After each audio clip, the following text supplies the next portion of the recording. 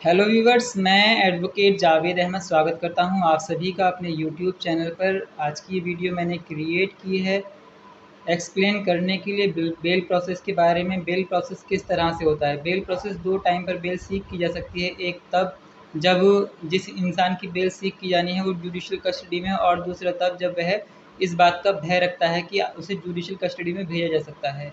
अगर judicial custody में है ऑलरेडी, तब बेल का आधार अलग होता है, और जब जुडिशियल कस्टडी से पहले बेल लगाई जाती है तो उसका आधार अलग होता है।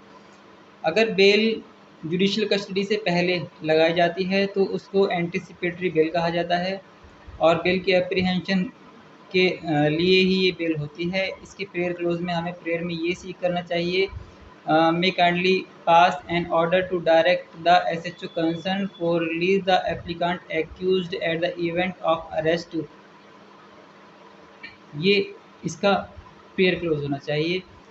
अदरवाइज़ जब बेल हमारी फॉर्मल होगी, formal it means section 437 CrPC और section 439 CrPC. CrPC means code of criminal procedure.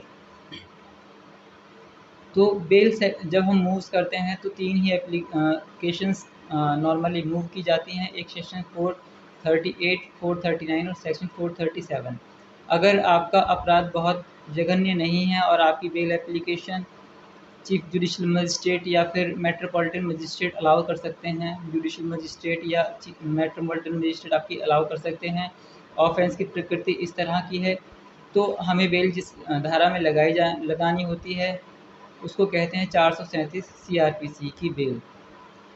लेकिन अगर हमारी बेल खारिज हो गई है एमएम कोर्ट से या जुडिशियल मजिस्ट्रेट के पास से, तो उसके बाद में जो हमें बेल एप्लीकेशन मूव करनी है वो होगी सेक्शन 439 में। दोनों बेल के अंदर एक जैसे ही कंटेंट्स लिखे जाते हैं। कंटेंट्स लिखने में कोई फ़र्क नहीं होता है, लेकिन फ़र्क जुडिशियल पावर का होता है। अगर सेशन कोर्ट में हमें एप्लीकेशन मूव करनी है तो सेक्शन 439 सीआरपीसी में लगाएंगे, और अगर हमें एमएम कोर्ट में बेल एप्लीकेशन मूव करनी है तो सेक्शन 437 सीआरपीसी में लगाएंगे। अगर हमें एंटिसिपेटरी बेल मूव करनी है तो एंटिसिपेटरी बेल की पावर हाई कोर्ट में होती है, लेकिन बहुत सारे स्टेट्स में हाई कोर्ट ने अपनी ये पावर सेशंस कोर्ट को भी कन्फर कर रखी है, जैसे दिल्ली और उत्तर प्रदेश में ये पावर कन्फर्म की हुई है सेशंस कोर्ट को कि सेशन कोर्ट एंटिसिपेटरी बेल की सुनवाई कर सकते हैं। अब बात करते हैं कि बेल के कंटेंट्स किस तरह के होने चाहिए। बेल के कंटेंट्स में नॉर्मली हमें ये चीज़ साबित करनी होती है कि जो प्रोसिक्यूशन का केस है वो केस ठीक नहीं है, और जो एक्यूज़ का पार्ट है वो एक बेगुनाह वाला पार्ट है, और एक्यूज़ को ट्रायल के दौरान बेल पर रहना ज़रूरी है क्योंकि वह एक निर्दोष व्यक्ति है।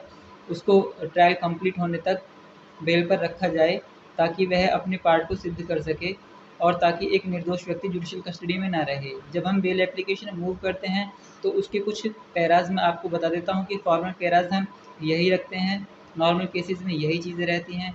सबसे पैरा नंबर 1 में रखते हैं that the applicant oblique petitioner oblique accused is in judicial custody since. जो भी तारीख यहाँ पर अरेस्टिंग की है उस तारीख के बारे में हम बता देते हैं कि सिंस इतनी तारीख से जुडिशियल कस्टडी में है। यहाँ पर फुल स्टॉप लगाते हैं। नेक्स्ट नंबर पैरा नंबर 2 में लिखते हैं that applicant accuse is an innocent person and he is not involve in the present matter in any manner. अगर हम ये बात लिख रहे हैं, अगर आप ऐसा सोच रहे हैं कि वाक़ई में ही वो तो इन्वॉल्व था, लेकिन हम बेल में ये बात कैसे लिख रहे हैं, ये बात तो झूठी महसूस होती है। लेकिन आप ये बात मान लीजिए कि जो व्यक्ति बेगुनाह है और जो व्यक्ति अपने केस को कंटेस्ट करना चाहता है, ये बात सोचता है कि भई मैं बेगुनाह हूँ, तो उसी व्यक्ति को बेल का हक है। अदरवाइज़ जो व्यक्ति खुद को गुनहगार समझता है वो कोर्ट के सामने प्लीड गिल्टी करके सीधा अपनी कन्विक्शन को झेल सकता है।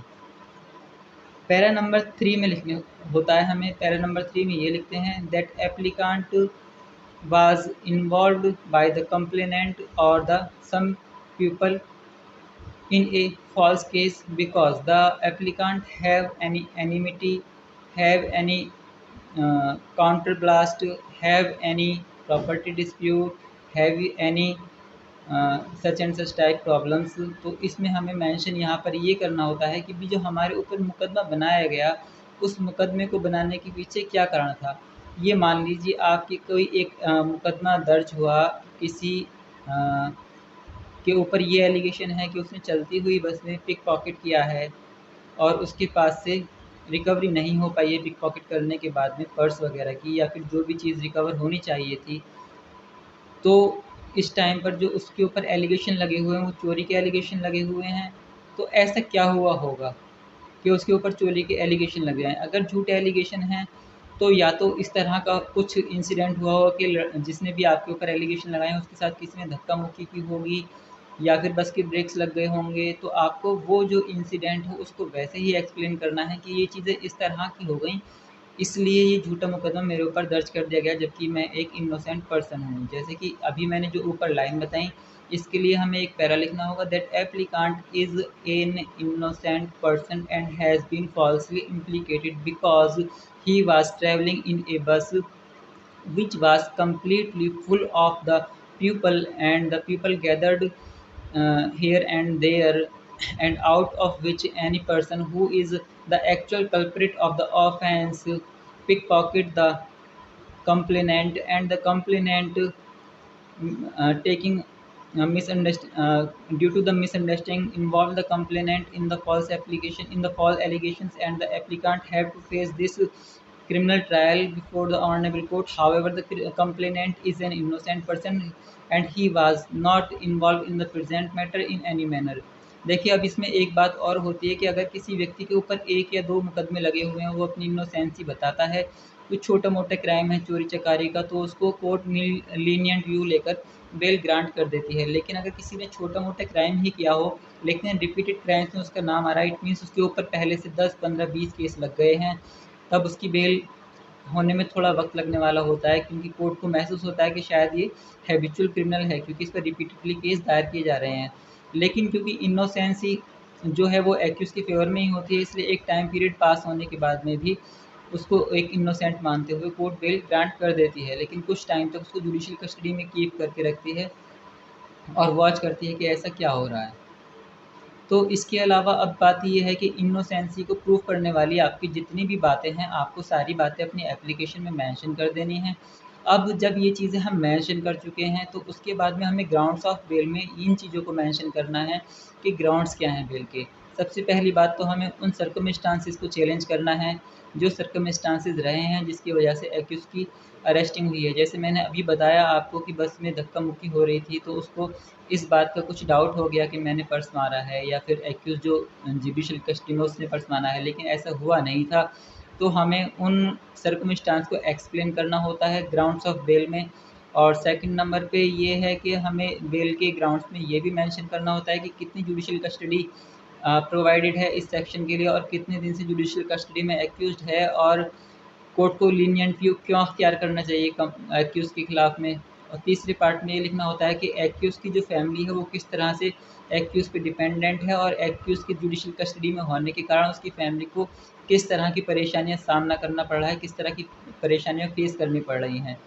इसके अलावा यहाँ पर ये भी बताना पड़ेगा कि एक्यूज़ की जो रेपुटेशन है वो सोसाइटी में किस तरह की रेपुटेशन है।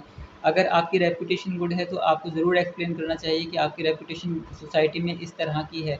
अगर आप आईटीआर पेयर हैं और आपकी सैलरी अच्छी है, इनकम अच्छी है, तो आपको ये भी मेंशन करना चाहिए कि क्योंकि जिसके ऊपर एलिगेशंस लगाए हैं उसकी खुद की आमदनी बहुत अच्छी है और उसके लिए कोई मायने नहीं रखती छोटी-मोटी अमाउंट।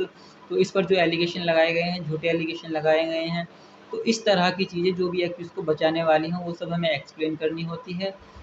जो हमारी एप्लीकेशन ड्राफ्ट की जाएगी, वो एक बहुत ही हम्बल तरीके से तैयार की जाएगी। इट मीन्स कि कोर्ट के सामने जो हमें एप्लीकेशन ड्राफ्ट करके देनी है, उसमें हमें सब चीज़ें इस तरह मेंशन करनी है, जिसमें भाषा पोलाइट हो, कहीं पर भी कोई हार्श लैंग्वेज इस्तेमाल नहीं होनी चाहिए। इस बात का ख़्याल करना चाहिए कि जुडिशियल ऑफ़िसर को पूरा सम्मान दिया जाए।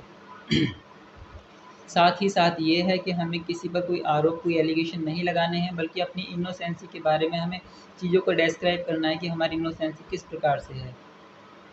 तो मसला यही था कि आपको मुझे बेल के बारे में थोड़ी-सी प्रोसीजर बताना था। अब बताते हैं कि बेल के बारे में जो एक्सपेंसेस होते हैं, वो अप्रॉक्सिमेटली कितने होने चाहिए। एक्चुअल में तो देखिए, एक्सपेंसेस के बारे में कोई फिट एंड प्रॉपर रूल नहीं है, फ़ॉर्मूला नहीं है। लेकिन फिर भी ये है कि आप अपनी किसी अधिवक्ता के पास जाएँ और उन्हें बताएँ अपना सिचुएशन, कि सर मेरे ये बेल है, और उन लोगों को अपनी फैमिली की कंडीशंस भी बता दें कि सर हमारी फैमिली कंडीशंस ऐसी हैं, तो प्लीज़ हमारे साथ जो आप बेल के लिए अमाउंट सेट करें वो प्लीज़ पोलाइटली करें, और हमसे बहुत ज़्यादा अमाउंट आप कंसिडरेशन के लिए ना लें। आप थोड़ी ही अमाउंट हमसे चार्ज करें। अगर आप इस तरह की चीज़ें वकील साहब को एक्सप्लेन कर देंगे तो वकील साहब आपसे जो भी जायज़ अमाउंट होगी वही अमाउंट लेंगे। और बहुत सारे लोग पब्लिक वेलफेयर में भी कराते हैं बेल्स वगैरह, तो आप पब्लिक वेलफेयर वाले लोगों से मुफ्त में भी काम करा सकते हैं। लेकिन अगर क्राइम की जो कंडीशंस हैं वो इतनी ख़तरनाक हैं जिन्हों को देखकर ये लगता है कि भी सर्कमस्टांस जो हैं वो कंप्लीटली ये शो करते हैं कि भी जो ऑफेंस में एलिज्ड किया गया है इसको वो एलिज्ड की जो स्टोरी है वो बहुत ज़्यादा मैच करती है, जैसे प्रोसिक्यूशन ने जो स्टोरी में लिखा हो वो वाक़ई में ही हुआ हो, तो इन सिचुएशन में बेल ग्रांट कराना थोड़ा मुश्किल भी होता है, और ऐसी चीज़ के लिए बेल के लिए अमाउंट भी आपको अच्छा पे करना पड़ता है।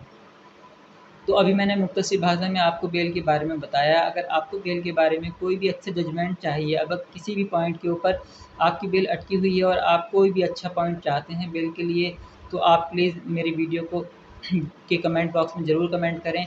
मैं आपके लिए आपकी फ़ेवर की जजमेंट आपको आपके व्हाट्सएप पर भेज दूँगा। जब भी आप कमेंट करें तो आप अपना व्हाट्सएप नंबर लिखना ना भूलें। मैं आपके व्हाट्सएप नंबर पे आपसे खुद संपर्क कर लूँगा। तो साथ ही साथ आपसे भी गुज़ारिश है कि आप प्लीज़ मेरी वीडियो में जो मैं डिस्क्रिप्शंस लिखता हूँ उन डिस्क्रिप्शंस को पढ़ लीजिएगा। अब जो मैंने यहाँ पर ऊपर इस वीडियो में जो डिस्क्राइब किया है उसके बारे में जो एप्लीकेशंस के फॉर्मेट्स वगैरह होते हैं, मैं यहाँ पर कंप्लीट आपको एक्सप्लेन नहीं कर सकता हूँ। लेकिन जो फॉर्मेट्स होते हैं उन फॉर्मेट्स की एक कॉपी मैंने आपको नीचे लिंक बनाकर दे दी है। अगर आप चाहें तो मेरे डिस्क्रिप्शन बॉक्स के लिंक में जाकर आप एप्लीकेशंस की कॉपीज़ भी देख सकते हैं कि एप्लीकेशंस ड्राफ्टिंग किस तरह से होती है। उम्मीद करता हूँ कि आपको मेरी ये वीडियो पसंद आई होगी। अगर आपको मेरी वीडियो पसंद आई है तो प्लीज़ मेरी वीडियो को लाइक और शेयर कीजिए। अगर आप मेरे चैनल पर नए हैं तो मेरे चैनल को ज़रूर सब्सक्राइब कीजिए। बेल नोटिफिकेशन दबाना ना भूलें ताकि आपको मेरे आने वाले वीडियो का नोटिफिकेशन मिलता रहे। मैं एडवोकेट जावेद अहमद इजाज़त चाहता हूँ आपकी। फिर मिलूँगा अगली नई वीडियो के साथ एक नए लीगल टॉपिक पर कुछ नया लाते हुए। तो इजाज़त दीजिए अपने दोस्त अपने होस्ट एडवोकेट जावेद अहमद को। अल्लाह हाफ़िज़।